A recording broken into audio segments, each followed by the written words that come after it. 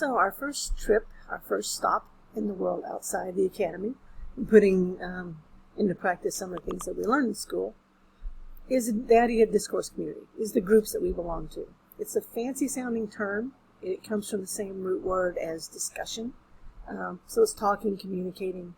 And a discourse community is a group that has a specific way of talking to each other and communicating ideas and concerns and information.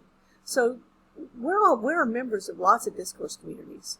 There are different types of discourse communities, which I'll talk about in a minute. But you're going to get the chance to pick one and write us a report about it. Explain it to us. Show us how people communicate within it. What you think is the most important thing about your discourse community. But you can also think about discourse communities as it says here, it's like our personal identity kit. If you take all the discourse communities that you're part of, it sort of adds up to you, right? So you're just going to tease out one of them and talk to us about it.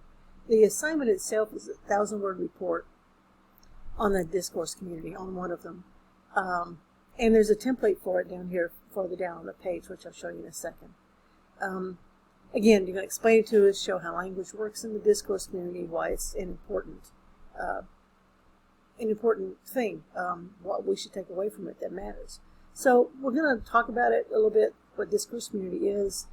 You're going to brainstorm a list of the discourse communities that you belong to, and then post an artifact from one of them, maybe the one that you're going to do your report on. I had students who use Discord, Discord, it's not discourse, but Discord, who use Discord to help each other with their engineering homework, and they formed their own discourse community. And so they just posted, the student that was in my class posted a thread from Discord. I didn't understand any of it because it was engineering homework, but hey, it's how they communicated. I also had somebody bring in, this before the pandemic, clothes. They were a Chinese cultural, heritage community, discourse community, and so they were all about the clothing, the language, the food, the rituals, and so she brought in some of the clothes, and they were beautiful, just blues all the way. So you're going to post up a picture, an image of an artifact, a thing that is part of your discourse community.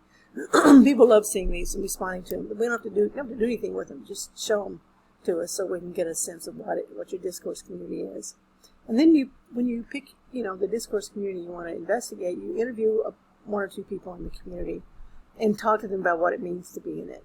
The rules for joining, if there are any. Depends on the kind of discourse community it is. How they talk to each other. Certain discourse communities have a real specific jargon, like medicine. Even baseball has got its own jargon, right? So that's how the members communicate with each other, is in jargon. What the group believes and values, some other stuff, like whatever comes to mind. And then again, you're going to write the 1,000-word report. And here's the template for the report itself. Excuse me. The first part of it is the introduction. Be sure to use things from the interviews and quote them, and don't worry about MLA so much, because quoting from your own source is a whole different universe than quoting from something that you get at the library. So what you're doing actually is called primary research. Going to the library is called secondary research. So you're going to be quoting from primary sources, right? So the introduction, explain your discourse community, why you chose it. Then the interesting thing about this assignment is you do not have to be a member of the discourse community.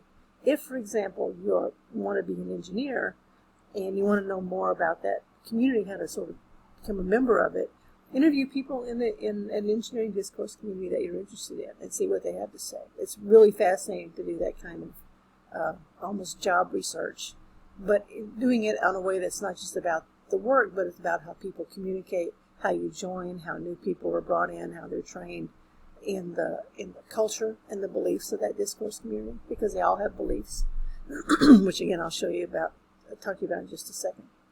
Right? You talk about shared beliefs, what people think are important to it. Most discourse communities have sort of unwritten rules. That's just all I can say. Who gets excluded because of those rules? I'm not going to get into it, but you think about, why are certain people allowed to join a work group or a hobby group, right, or a special interest group? Those are the rules, and why are people kept out? It's really kind of interesting to think about why people cannot join a discourse community. Specific goals or reasons for existence. Again, it could get tricky if it's a family or culture, and you don't have to worry about it. If you choose a smaller discourse community within that large one, it might be easier, but, it's up to you. We'll talk about that. I'll talk about that in just a second. And then what issues are important to the DC as a part of the larger world. So that's part one, is sort of telling us about it, telling us about the discourse community and sort of what its general shape looks like. The second part is about language. Okay, what jargon does it use? What language does it use? I had a guy last spring who did one on, I can't remember what it was called now, but it was all about cars. Some term I'd never heard in my life. And his report was full of terms that nobody understood. And so he had to go back and do some little definition work so we all figure out what he was talking about. Right? So this is all about language, how to communicate with each other. Some discourse communities communicate with its members by newsletter. For example, if you've got a church or mosque or synagogue group, you might send out newsletters or email chains. Some groups it's just word of mouth. Some people can use Discord, Instagram, WhatsApp. How does that group communicate? Who are the most important voices and why? If you are a new member of a discourse community, you probably don't get to talk much. People don't pay much attention to you because you don't have the expertise or the experience with that group that somebody who's been around a long time. So look at that kind of thing. If you can remember the first time you sort of were aware of this discourse community, that's an interesting thing, again, to look at. If you can't, that's okay, you can skip it. But if you can remember it, it's pretty fascinating, sort of self-reflection kind of thing. And then the last part is just a little conclusion about what you took away from doing the project. What you learned about discourse communities and what surprised you, and if your perception of the discourse community that you're a part of changed at all. So let me go over here to the lecture and give you a little bit more. The thing about discourse communities is that they essentially come in two forms. There's a primary discourse community, which is the one you're born into. Family, culture, the country you come from. There's a lot of things. These are the things you can't ever really escape from. Oh my God, I was born in Texas and I can never quite escape it, even no matter how hard I try. So, because there's a certain culture that you have to get inoculated into to be a part of that particular culture. You're going to read a piece called Fuku. It's from a book called The Short Wondrous Life of Oscar Wilde. I think that's the title of it. I can't remember. Which is all about this kind of primary discourse community and words that are important. Because the words that are important in some of these are words that people outside that community will never hear and never understand. So these are some of the kinds of primary discourse communities you may think about looking at for yourself. The youth groups, cultural activities, like my student with the medieval dresses from China. I had a student last spring do one about the DR celebration groups. Then cultural identity groups like New Yorkers, Puerto Ricans who live in New York. Hip-hop community. Okay, so these are sort of cultural identity groups. Again, these are things that you can't really escape from. You are this. So those are primary. And then the secondary ones are the ones you choose to join, like work groups and professions and sports teams and hobby groups and social groups and volunteer organizations. Some of my favorite ones come out of this one, actually. I had a student last summer did hers on billiards. She was part of a billiards community, and so writing about billiards and how the pandemic had affected her ability to go out and play billiards with the rest of the members of her discourse community was a really interesting report that she did. I had several talk about local groups of Black Lives Matter activists, and then social media groups that actually do things, like the engineering students with their Discord. So the list is huge. If you just make a circle and some spokes out of it, and you start listing the communities that you're involved with or that you're a part of, you'll find out that there's just a ton of them. So, you can put those on Padlet and start seeing, just to get them in a certain spot. So, anyway, like I said, if you're not a member of a discourse community, but you want to be, this is also a good time to maybe go do some investigation about that one. So here's the assignments. So by Thursday the 8th, go to Perusall and read the assignment labeled, What is a Discourse Community? This is kind of a fun piece. You don't have to read all of it. It's just stop at a certain point. Talking about wanting to play the guitar. So read and annotate that. Then by Friday, there's more to read on Perusall. So you can just start reading. Just start now and go, right? There's two pieces in this one called Discourse Community Examples. There's the Fuku piece, which is from Junot Diaz, and then there's a little essay from the New York Times by Perry Kloss. The Fuku is an example of a primary discourse community because it's all about beliefs in the Dominican Republic. The Perry Kloss essay is about what it was like to be a newbie in the medical community at a hospital. A perfect example of a secondary discourse community. All right, so you do all the reading and you do the annotating, and then by Saturday on the Padlet, there is a link to the Padlet. I'll show you how to do that in a second. And brainstorm some of your DCs and post an image or of an artifact of one that you want to investigate. And then look at what other people have put up on the Padlet and respond. And for once, a blog post reply like "cool" is perfectly acceptable. So let me show you the Padlet. Okay, Discourse Communities. Make the title your name. This is really very simple. I have to move this because you can't see it. This big plus button will let you start a post. Okay, so you put the title, you write something, you can link out somewhere else. This is a search, it's a Google search. This is a picture that you can take. It's like having your camera. And then these are some other things that you can do. Link, image search, Spotify, some other stuff. All right. So Padlet is a great thing. So you'll go out to your Padlet and sort of brainstorm some DCs and put up an artifact of it, and that is by Saturday. And then in the meantime, start thinking about which one are you doing. Find people that you're going to want to interview. Do some interview notes. I'll talk about that again in a second too.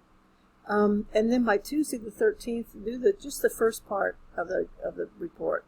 That's the part that introduces the DC and your part in it and that kind of stuff. So it's the first section on the template. By Friday the 16th, do the second part, and put all this in the Google Drive. Let me go back over here. Goes to here, and if you upload, the first part of it, you can just add to it for the next to add to the next section. You don't have to create a whole new document if you don't want to.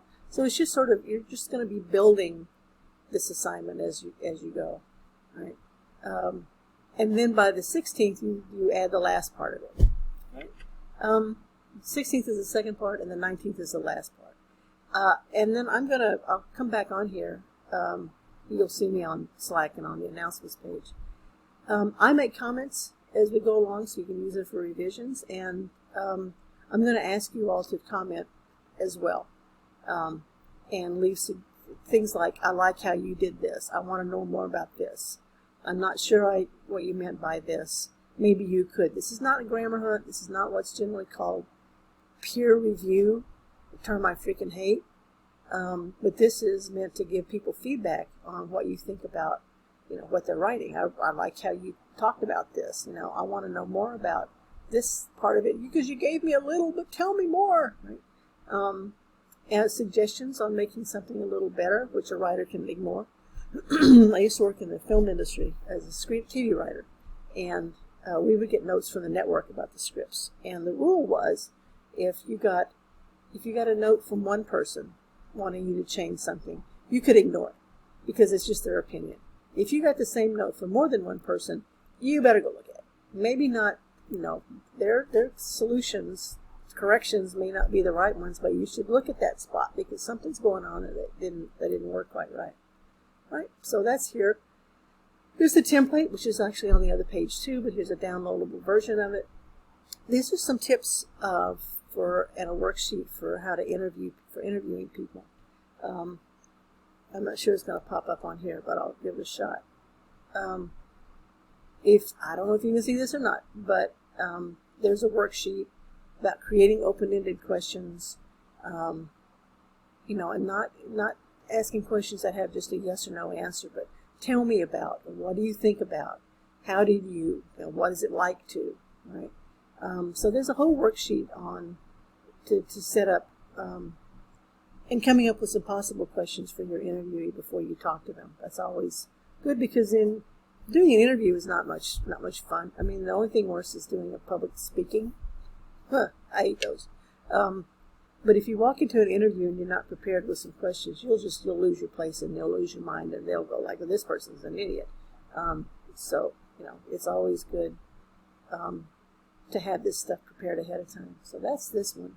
And then this is a little handout on how to write effective questions.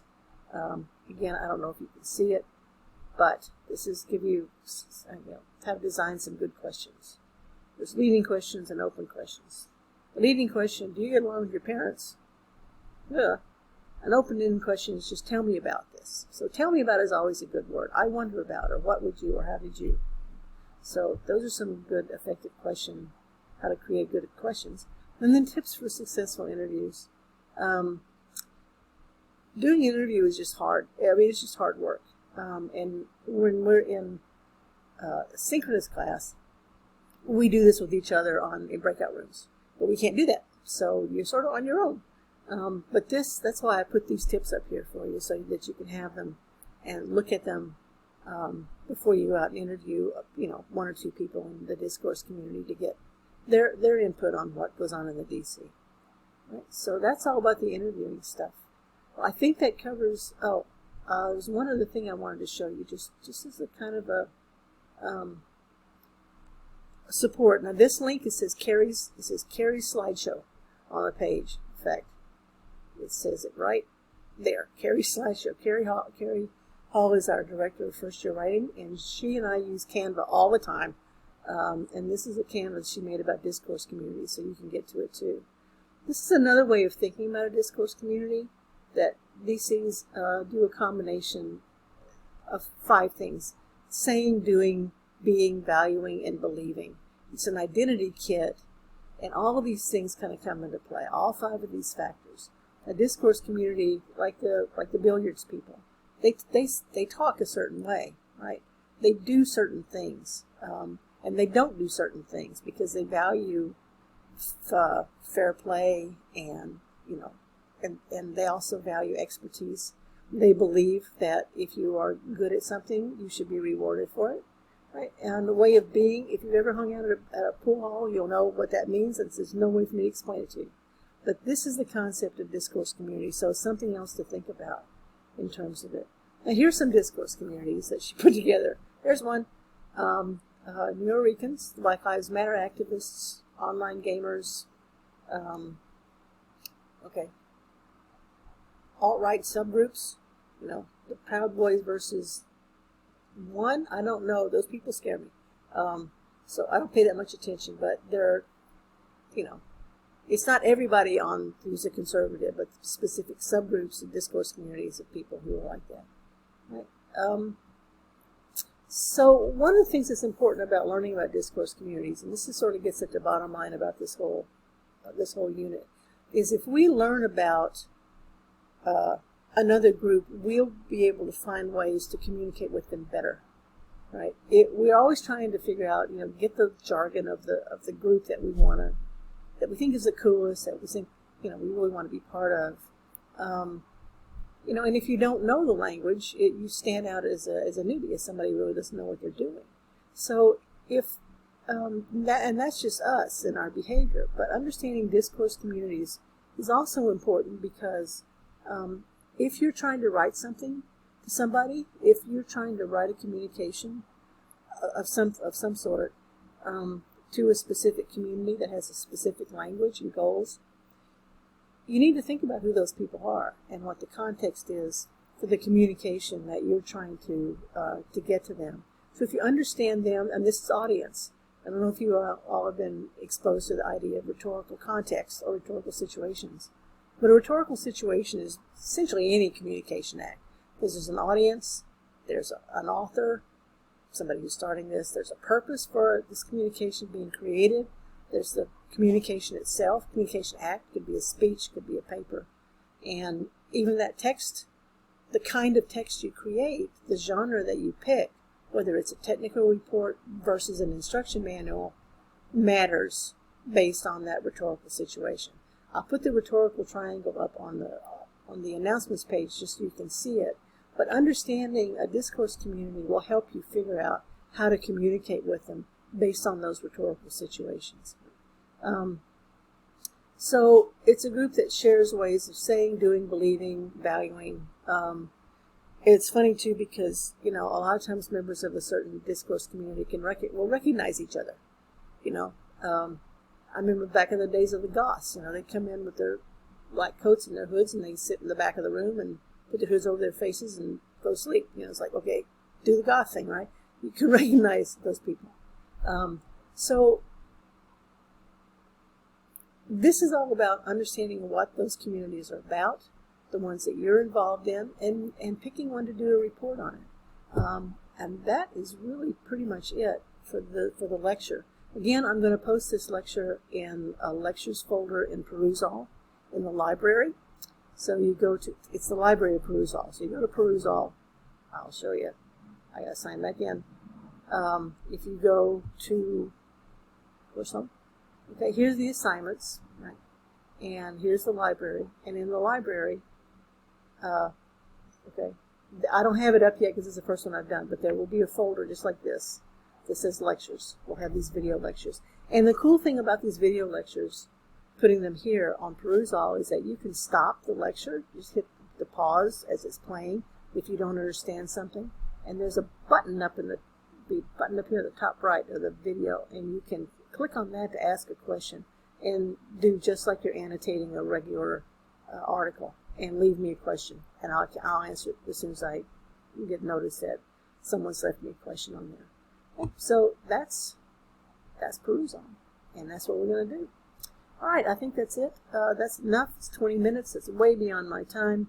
And if you have questions, problems, or concerns, email me or text me on Slack. Some people are already doing it, and which I'm happy to see. And I will see you guys, I hope, on Tuesday the 6th at noon on Zoom.